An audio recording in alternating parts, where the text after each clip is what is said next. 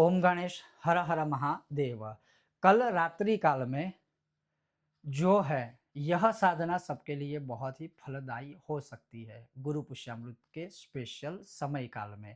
और मैं यहाँ पर सिर्फ बात कर रहा हूँ केवल और केवल गुरु पुष्यामृत योग के विषय में ही, जो रात्रि काल के 8:58 से शुरू होकर के सुबह सूर्य उदय तक रहेगा। अब जो साधक है, जो भगवान को पाना चाहते हैं, जो धर्म अर्थ कर्म मोक्ष के इच्छुक है, वो लोग ऐसे योग या ऐसे समय काल का अच्छे से जो है लाभ ले सकते हैं। और वो आज का हमारा विषय और वीडियो रहेगा। अगर आपको आज का यह विषय वीडियो पसंद आए तो लाइक कीजिएगा, शेयर कीजिएगा, चैनल पर नए हो तो सब्सक्राइब कीजिएगा। तो चलिए शुरू करते हैं। सबसे पहले, आप लोगों के पास श्री यंत्र अधिकतर पहुंच चुके हैं या सबके पास है या सबके पास होंगे। अगर नहीं है तो गुरु पुष्यामृत योग में आप श्री यंत्र आदि जो भी है वह सिद्ध करके भी आप स्थापित कर सकते हो या इसमें पूजा पाठ करके आप अपने लिए भी ला सकते हो। अब जिन जिन लोगों के पास श्री यंत्र है उनको प्रॉपर विधि तरीके से या विधि विधान से संकल्प के साथ, और संकल्प के साथ का मतलब ये है कि सबसे पहले आप ये जो 9 बजे से 8:58 से यह जो काल शुरू होगा गुरु पुष्यामृत वाला, उससे पहले आप स्नान कर लीजिए, पवित्र वस्त्र धारण कर लीजिए, और उसमें भी संभव है तो पीले रंग के कपड़े पहन के फिर आप यह साधना कीजिएगा। तो ये हुआ।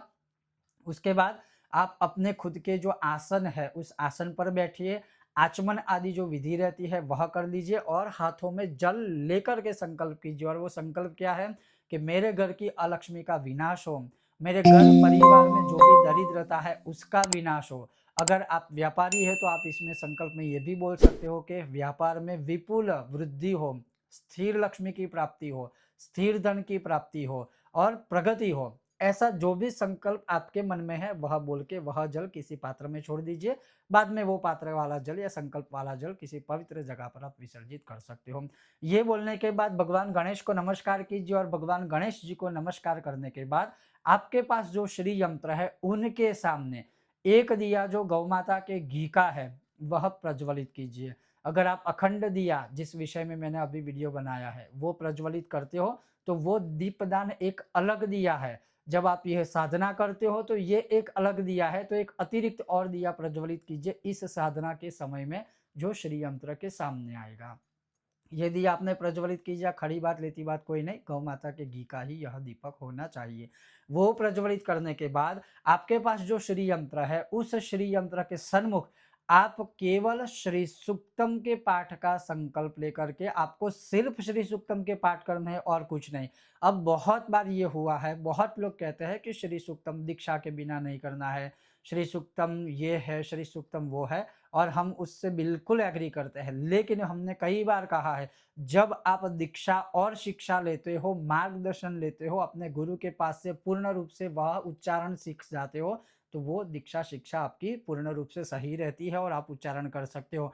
अगर ये चीज़ गलत है तो अभी जो सारी चीज़ें, बहुत चीज़ें हो रही है तो वो भी गलत है।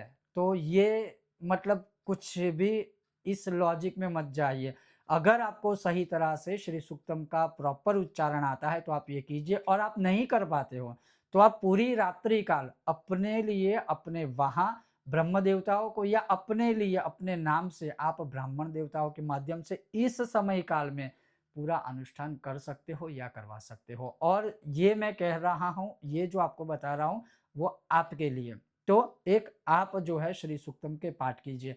अब कितने पाठ कीजिए, तो यहाँ पर मैं कहूँगा अनगिनत, कोई फिक्स संकल्प वाले पाठ नहीं, अनगिनत। अनगिनत इसलिए शब्द का प्रयोग कर रहा हूँ ताकि जब आप 9 बजे यह पाठ की शुरुआत करते हो तो सुबह सूर्य उदय तक जो है गुरु पुष्यामृत योग रहने वाला है।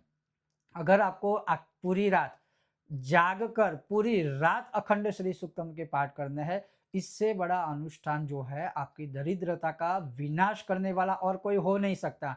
इसमें दशांश यज्ञ, तर्पण, मार्जन, ब्रह्म भोजन कुछ भी आएगा नहीं, ना ही आपको कुछ करने की आवश्यकता है। अगर आप पूरी रात तक जाग कर यह श्री सूक्तम के पाठ करते हो तो आपको सबसे पहला लाभ क्या होगा, एक, वह श्री सूक्तम आपका सिद्ध हो जाएगा।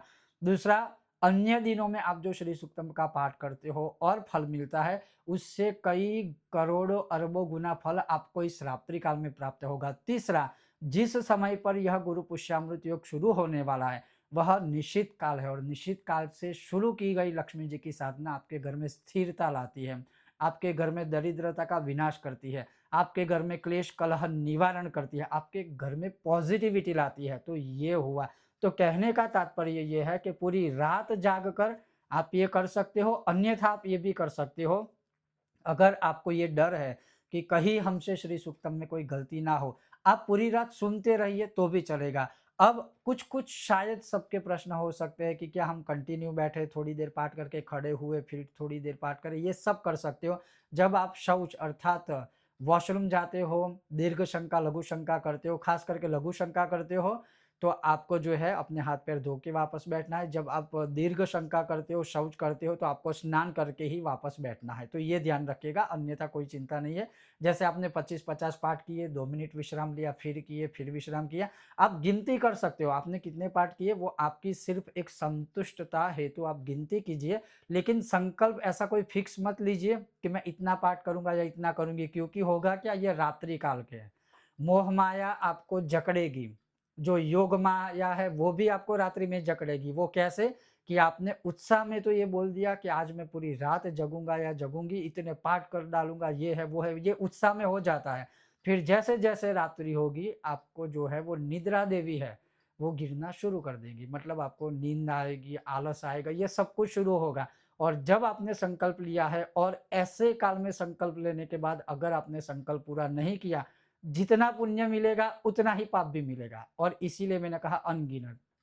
या आप ये कर सकते हो कि अधिक ना कुछ हो पाए तो सिर्फ 16 पाठ भी आप श्री सूक्तम के कर सकते हो इसी विधि विधान से। ये बहुत ही अच्छा प्रयोग है, और गुरु पुष्यामृत में सर्व प्रकारेण दरिद्रताओं का विनाश करने वाला रहेगा, जो कल रात्रि से सुबह सूर्य उदय तक रहेगा।